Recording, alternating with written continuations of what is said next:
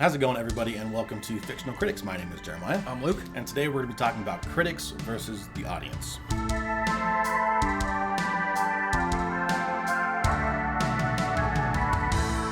Okay, so explain why we're talking about this. All right. Because it came from you It did. reading an article or Yes. something like that, and you Yes. were like, we need to talk about this because I have thoughts. Yes. So I was sitting in my bathroom, scrolling, as you do. Yes. And I ran across an article with the title that the Amazon original series, or excuse me, not original, the Amazon remake of an original, The League of Their the Own. Amazon series. Yes, the Amazon series, A League of Their Own, has outperformed, and has better overall metrics, essentially, and critic scores than the Terminal List, which immediately grabbed my attention because of the following statement that they made, that the critics were raving about it, and it had eclipsed the Terminal List in views. And that was, I'm giving a rough estimation of it. I don't remember, I think it might have been Variety. I don't remember exactly which publication made that statement. So Okay. I can't give specifics. I'd love to give a source for that. I simply don't remember. But it grabbed my attention, and it got me thinking about what is the deal lately with critics and audience scores being so just drastically and diametrically opposed to one another. And why does it increasingly feel like a conversation between socialites versus plebs, where the common man, the peasantry, is being told essentially that we are unwashed swine in regards to our opinions about certain things. See, And I started thinking about that, and I brought it to Jeremiah, and we were like, let's talk about this, because we both come at this from different things, Yeah. but I'm the one who typically tends to point out the social ramifications of film and the more socio-political things. Mm-hmm. It is my major. That is what I went to school for, so it is something that more readily is, I think, on my mind than it is for you. You're not a political person just by nature. Not really, no. So when I brought it to you, you were kind of like, gave me the deer in the headlights look, where you're like, I don't even care, bro. So we just thought we'd talk about this, give our different thoughts on it. It's going to be a shorter video I want to touch today. on just Go for the it. one Go thing for you it. said there is we're being, what do you say? Because the peasants are being told that We basically we're uncultured, and we have this very uninformed... and I don't feel that way because I don't pay attention to things. Like, I don't pay attention to who is saying what about what or about who when it comes to films and movies and things that don't matter. Like, I don't And care what your opinions are, and I'm very different. like in I that have way where- I have an answer as to why the critics and the audience scores are so what's the right word? just like in opposition to one another. Yeah, but they're not really an opposite. So I had a word that I was going to use, but I can't remember what it was. So anyway. I definitely do. My head pops off the pillow in the morning, and I mean, I'm the first thing I'm listening to is political commentary on the news of the day, and I usually don't stop listening to. I usually go from real world politics to fandoms and like science fiction, or not science fiction, sorry, fandoms and fantasy, like the zeitgeist of what is popular, movies that are coming out, and I'm constantly listening to talking points from directors, from cast, from audiences, or not from audiences, from reviewers, from commentators on what the directors are saying, what the producers are saying, what the actors are saying. And so I'm inundated with this stuff, and then I bring it to Jeremiah, and he's kind of like that wall where I am like a storm of just modern day, the constant arguments of everything, and then like there's Jeremiah, who exists in this little like Zen bubble of I don't care. And so it's nice sometimes because I'll be able to articulate my arguments by trying to like poke holes and get inside there so I can get a reaction, and it allows me to like form the thrust of my argument more accurately. And so it's nice. It's good. It's a good balance that we have there. But your opinion on that you said you have an answer as to why the directors, or rather not the directors, but the the professional critics, if you will. Yeah, so there can be a couple different reasons. Some of the main reasons that I find why audience and critic scores are as different as they are. Still trying to think of a better way to say that, but just why the scores are as different as they are. Why something will have, a 34% critic rating, but it'll have an 87% audience score, or Right. vice versa. Right. Like, not very often will you find them on the same page. It Right. does happen, for sure, where things are just like everybody hates it and everybody loves it. Like, those things exist out there. Yes. But a large majority of films kind of exist in this weird area where the critics don't like it, but the audience loves it, or the critics love it and the audience thinks it's trash. And I think one of the factors that kind of determines that is the people that are going to watch the films, the people that are actually watching it all over the country and all over the world. If we're just looking at like domestic stuff or worldwide stuff, is people's worldviews that they have and how they digest certain types of information, what types of Right. information are more easily digestible, and what kind of political viewpoints you align with. Like, all of that can determine what you enjoy and dislike in This is films going- and in life. This is going to dovetail perfectly with what I'm about to say, so keep going. So the majority of professional critics, as it were, live in 3 areas. Now, this is not all professional critics, but the majority of professional critics will live in Los Angeles, New York, or Atlanta. Not exclusively to those areas, but that's why I said the majority Predominantly. will exist in those areas, which are predominant. Those are the film and television centers of the country right now. It's like you have New York for a lot of television stuff, a lot of film in LA, and Atlanta's been popping off a lot with film and television as well. So it's like the 3 main hubs, but all 3 of those areas are also predominantly what we would say are Democratic. And That's are putting it very mildly. Luke would say they're like woke far leftists groups of people. Oh, I would say So- borderline communistic. And I would agree with that to an extent. So that being one of the reasons why something that just has political commentary in it, that the crux of the entire film isn't to actually make a good film, but is to make a political statement. And if that political statement aligns with the left, with the Democratic Party in America, Yep. then the majority of critics, not all, but the majority of critics, because they live in those 3 areas, they will have a mindset and a worldview that makes all that information a little more palatable or even desirable to them. They will praise it based on those merits, disregarding the film itself. Yes. The same can be said for any films that skew to the right. Right. The reason the disparage isn't quite as large on the right is because not as many professional critics have a right-leaning political view that I'm aware of. I would say that. Would you agree with that? Oh, I 100%. I may not be 100% right, but that's how I would see it. No, you are And right back on to the the money. point as why there's such a difference, because, well, the majority of the people that go to the movies don't actually have the opinions of the left. No, they're working They class just Americans that don't care. Like, That's as the much thing. as they may want you to believe Yeah. that this is the zeitgeist of America, it's like, It's no, not. it's the zeitgeist of like 40 million people in 4 different areas across the country, and the other If 260 million people don't care. Yeah, it's a Or are actually opposed to what you're thinking. agreed. So that's why we have your audience scores with the, emergence of the internet and everybody being able to have their voice heard. A lot of people have... Yeah, because before that, it was just publications and newspaper Right, you would articles. have your local newspapers and national magazines that would review films. And Right. it was largely, I would say almost exclusively based on the actual merits of the film. Very rarely, I think, was the political commentary, if there was any in the film, nobody took- taken into account. Well, also, nobody took film critics seriously. It was kind of a joke. Roger Like- Ebert?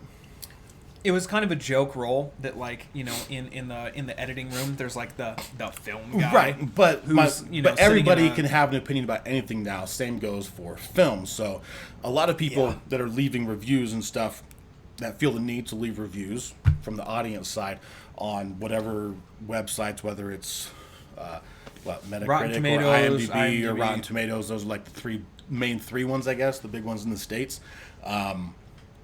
the one that have the most Majority of the play. audience is going to be somewhat right-leaning. This will not be the case. Actually, I'd say it's more across center. the board. I would say it's a lot more center, just But because. at least okay, yeah, that's fair. Let me rephrase. The majority of the audience will not be far leftist, Not even close. which is why, again, going back to why there's a difference, is because the majority of people don't care that much, or are opposed to the ideologies that are being pushed. If something has an extreme left kind of woke agenda throughout the film, it'll be praised by the critics, generally speaking, and normally not so much on the audience side. Right. Not because those things are present, but from, at least from my perspective, is just because if you focus on those things, you make a bad movie. Yeah. Like if you focus too much on political commentary, other external factors in any movie, and you just ignore like trying to make something that makes sense, then it's not good. Like you've made something that does not make sense, and Right. it's not enjoyable. It's not cohesive. You're just having unrealistic caricatures of everybody throughout the film, Right. and none of it's is enjoyable or even relatable to any extent. And again, that same can be said for movies that skew too far politically on either side of of your agenda, like things that are far right or far left. But most of the films The that irony don't is have that- an agenda, that just go straight down the middle, and like Maverick. I'll use Maverick for example. It's an Top apolitical Gun movie. Maverick. Completely apolitical.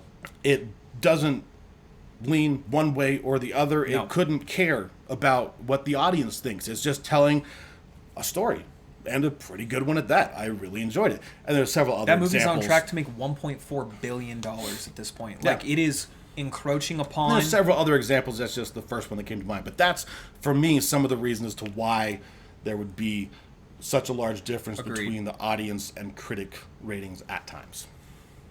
You? Okay, so I'll give my my opening thoughts on this. We'll both kind of have a short closing statement. I think we'll Maybe. we'll try to keep this as short as possible, but I'll try to make 2 points really. First of all, I think that Professional Critics has always been kind of a joke career. I think that people who cannot do complain about people who can.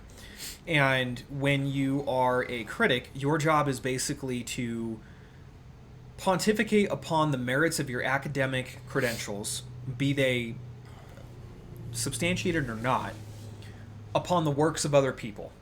And if you look at classical works, music, plays, critics have always been usually of one disposition.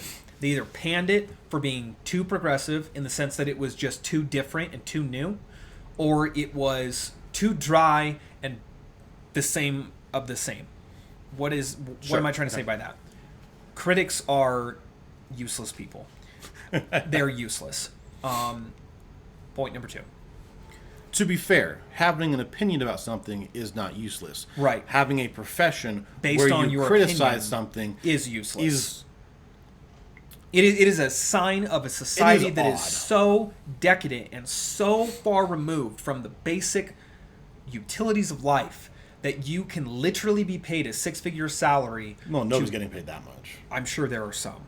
I'm absolutely sure that there are some. Especially when you start talking about people who get paid to post positive reviews for certain things. Yeah, those people aren't critics. I know for a fact that Amazon is paying for positive press and reviews around their show that hasn't even come out yet. Yeah, we talk about but that those later. people aren't critics. There are some that are though. That are making statements in mainline articles from like newspaper publications. I'm just making the distinction though that being a critic is not a title. Fine. That's fair. You are not a critic of something if you are getting paid to say something about that thing. No, you are a shill. Right. Like, However, having an opinion and criticizing something Right. is fine. usually you're paid by a newspaper publication though to do said thing. So it is one of the most useless jobs I've ever heard of, and it will be the first thing to go if something bad really happens, and I will not feel sorry. So, second point.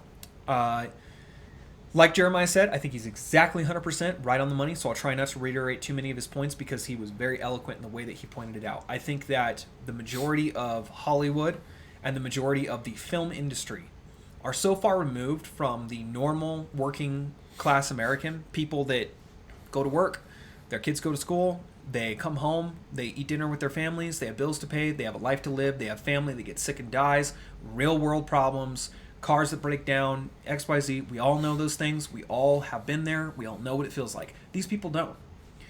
These people quite literally live in a world and a system where the problems that you and I face on a daily regime do not exist for them. They don't have to worry about what you and I have to worry about. And their actions do not have consequences the way that yours and mine do.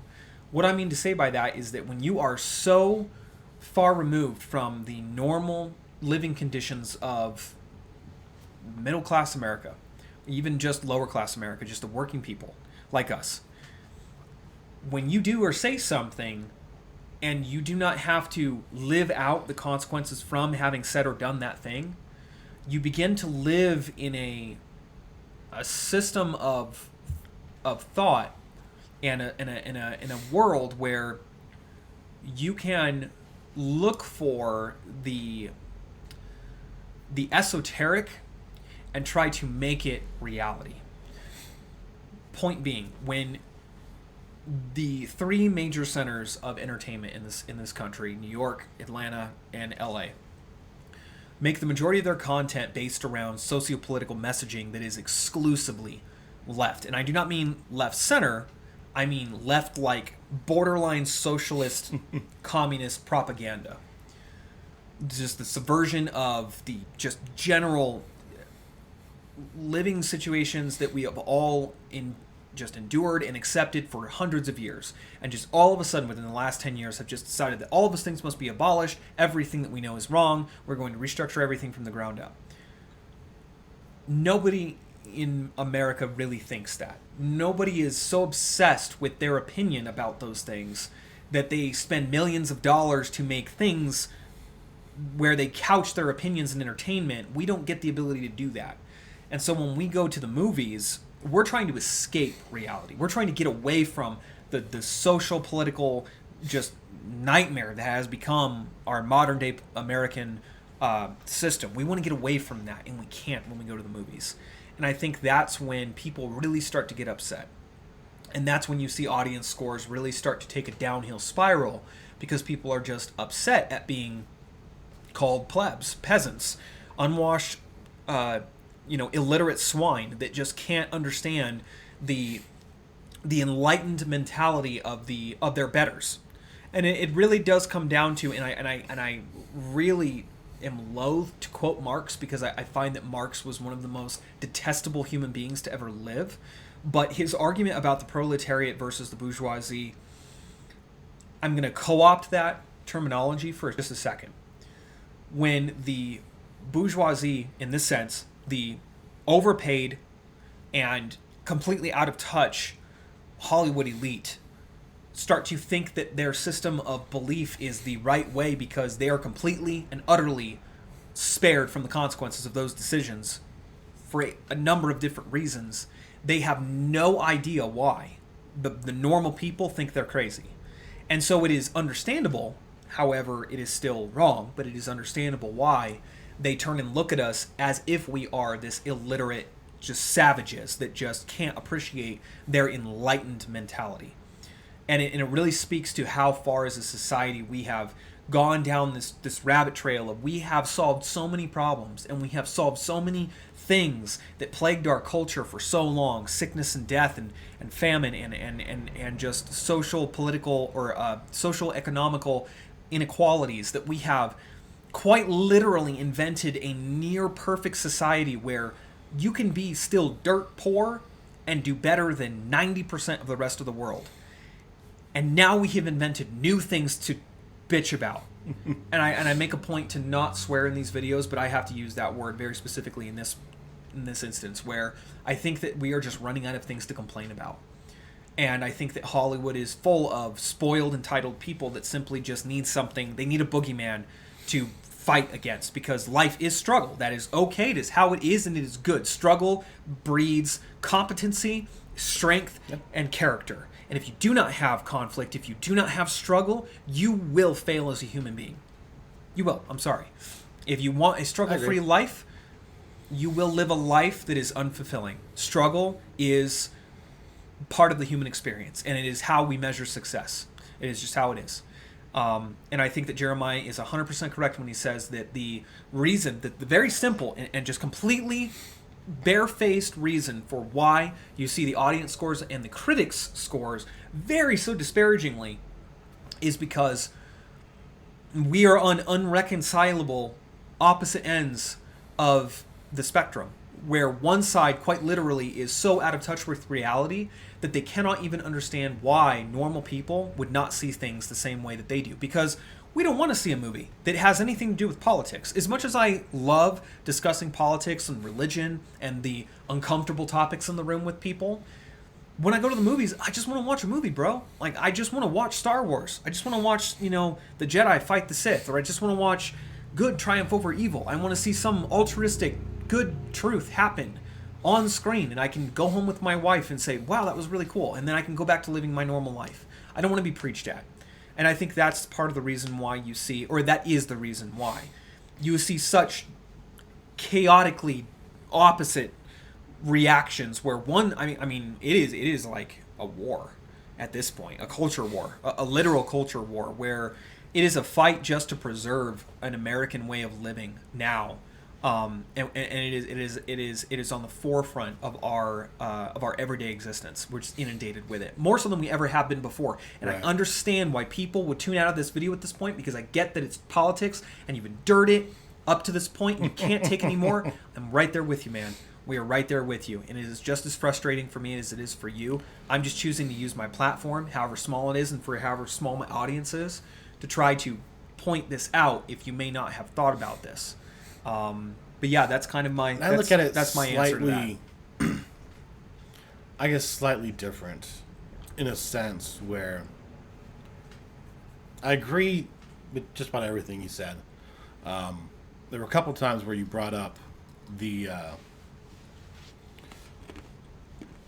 But let me just say this: I don't think it is a bad thing for a film to have political commentary.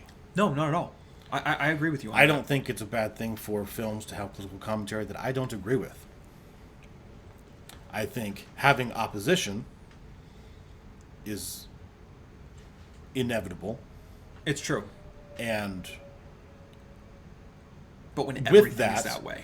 And with that, it would hopefully be able to breed ground for discussion about whatever that is. I agree. I agree with what you just said about when everything is that way. Yeah. And thankfully, like, everything isn't that way. Yeah, occasionally you'll see something shine through, like Top Gun, which is just apolitical. It's not right, it's not left, it's just easily apolitical. Maybe half of everything that is made is very left-leaning. I'd say 3/4. That's pushed in, like, major markets. Yeah. So there's plenty of stuff that exists that is just apolitical, right down the middle, isn't trying to be associated with one or the other, but isn't as widely, what's the right word? It doesn't have the widespread appeal?